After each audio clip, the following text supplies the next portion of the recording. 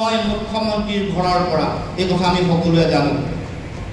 মুখ্যমন্ত্ৰীৰ পৰিয়ালৰ চকু ক'ত ক'ত পৰিছে আপোনালোকে সকলোৱে দেখিছে। কাজিৰঙা ইয়াৰ এটা শক্তিশালী উদাহৰণ। কাজিৰঙাত কেনেকৈ বিভিন্ন ধৰণৰ তেওঁলোকে ৰিজৰ্ট গৈছে, এলিফেণ্ট কৰিডৰত কেনেকৈ ৰিণিকী ভূঞাই কেনেকৈ ৰিজৰ্ট গৈছে আপোনালোকে সকলোৱে জানে। কাঞ্চনজুৰি ৰিজৰ্ট কেনেকৈ কাজিৰঙাৰ আশে পাশে চাৰিওফালে বাগান কেনেকৈ কিনি লৈছে, কেনেকৈ গল্ডেন শ্বেডৰ নামত কেনেকৈ আমাৰ ঐতিহ্যপূৰ্ণ বয়ন শিল্প নাইকিয়া কৰি কেনেকৈ ৰিণিকী ভূঞাই পুথিগত কৰিবৰ কাৰণে শিল্প পাৰ্ক আৰম্ভ কৰিছে এই কথা আপোনালোকে সকলোৱে দেখিছে।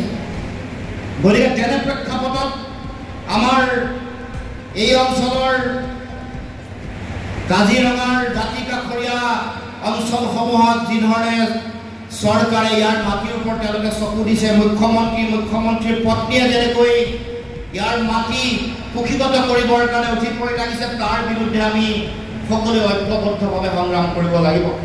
আৰু সেই চিন্তাৰে ইতিমধ্যে আমাৰ সুৰক্ষা সমিতিয়ে কওক বা আন ভূমি অধিকাৰ মানৱ অধিকাৰৰ লগত জড়িত হৈ থকা বিভিন্ন সংগঠনে দলে ইতিমধ্যে বিভিন্ন ধৰণৰ সংগ্ৰামী কাৰ্যসূচী ৰূপায়ণ কৰা আমি দেখিবলৈ পাইছোঁ। আমি অসম জাতীয় পৰিষদৰ তৰফৰ পৰা সংগ্ৰামী ৰাইজক জনতাক আমি ক'ব খুজিছোঁ যে ভূমিৰ যি অধিকাৰ এইটো অসমৰ খিলঞ্জীয়া ভূমিপুত্ৰ থলগিৰি মানুহৰ মৌলিক অধিকাৰ। এই অধিকাৰৰ সংগ্ৰামৰ লগত অসম জাতীয় পৰিষদ আছিলে, আছে আৰু থাকিব।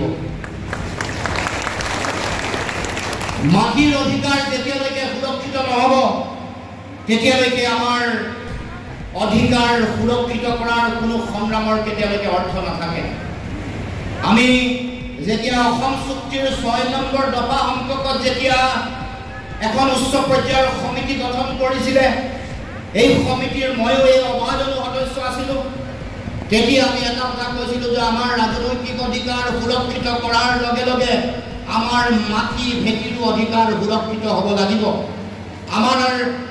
আমাৰ যিসকল আদিপুৰুষ আমাৰ উপৰি পুৰুষে দি থৈ যোৱা আমাৰ মাটি ভেটিৰ ওপৰত আমাৰ মানুহৰ অধিকাৰ নিশ্চিত হ'ব লাগিব। আৰু যেতিয়ালৈকে মাটিৰ অধিকাৰ সুৰক্ষিত নহ'ব তেতিয়ালৈকে আমি অসমৰ খিলঞ্জীয়া খাটি খোৱা জনতাই আমি কেতিয়াও আমাৰ অধিকাৰ সুৰক্ষিত কৰিব নোৱাৰিম।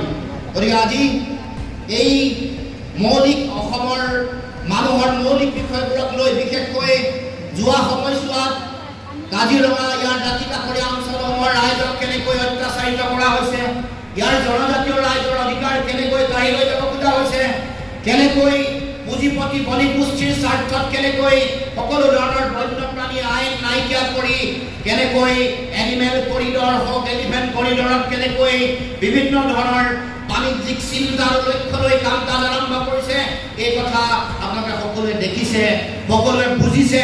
আৰু তাৰ কাৰণে সকলোৱে ৰাইজে ঐক্যবদ্ধভাৱে সংগ্ৰাম অব্যাহত ৰাখিছে। গতিকে আমি এই সংগ্ৰাম